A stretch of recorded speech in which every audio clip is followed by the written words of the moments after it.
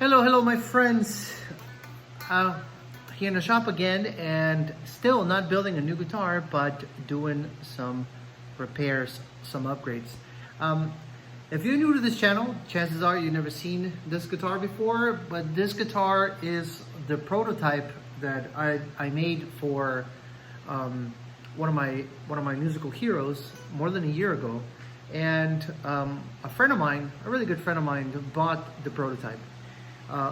There's a It's not 100% complete, but there is some videos on the channel you can check out of me building this guitar from scratch. I think there's 4 videos. I might link them here in this description, so if you wanna check them out, you could. But the friend that bought this guitar for me had a small accident, I guess, last week with the guitar. He dropped it. He dropped the guitar. I don't know what he was doing. He dropped it, and it got this button broke off, and of course, as you can see, I already inserted some wood in there and repaired it, and he broke the neck off. So initially this guitar was built as a set neck.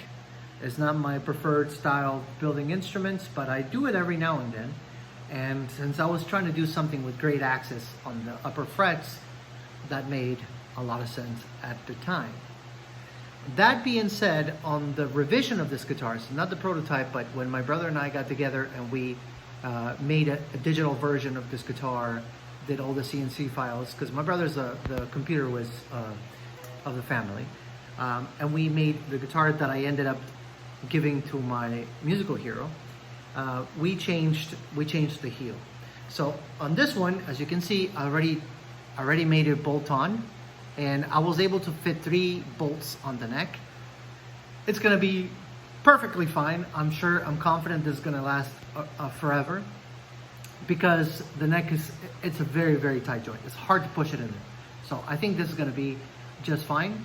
And but on the final guitar, you can see a few of those on my Instagram, and also you can find a couple videos here on the YouTube channel. You're gonna see a heel that more or less carries the shape that I made on the neck.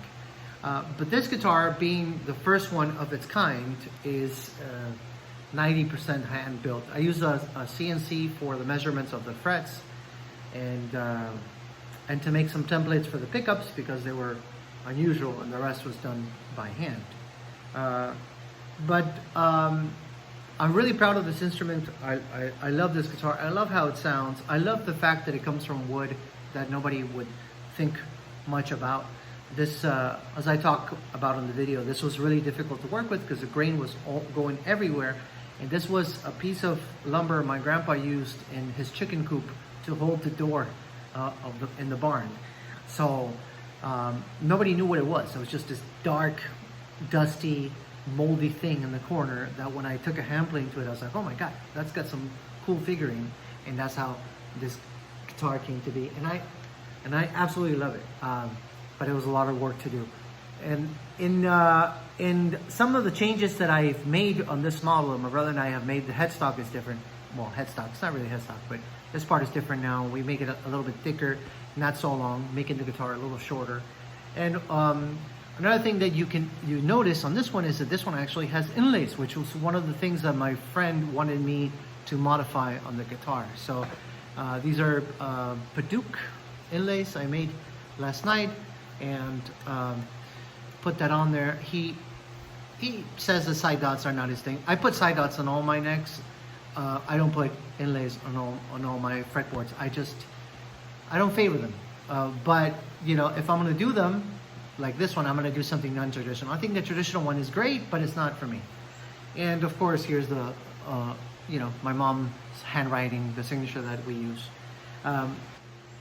As you might imagine, the shape kind of hints as a guitar to play heavy metal, to play heavy stuff, or really shreddy things. And that was the intention when we designed this instrument. My wife and I were kind of I guess the genesis of the shape, and she called it a Vaz, and that's the name that I'm still using to this day. But it doesn't mean that it cannot be made to play other things. This prototype, however, has really high gain pickups. I think this one is either 13K or something like that, and this is like 15. They're super high gain pickups. And because my friend is a metalhead and he plays in a metal band, it made a lot more sense for him to have a setup of this sort. This is the neck pickup. I'm sorry, the bridge pickup.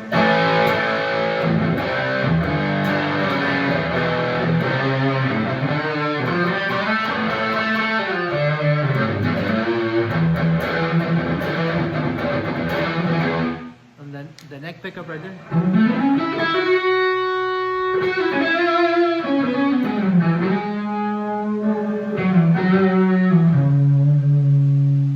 I'm glad I got to see this guitar again. I'm glad I got to give it a little bit of TLC. One of the things I've said to everybody who's owned a guitar, a cordless guitar, something I built, is that please, if you have any issues with it or you want to do upgrades and stuff, come to me. These are my babies, and I feel a special connection to them, and I want to be the one that takes care of them, that makes them feel better when they get sick.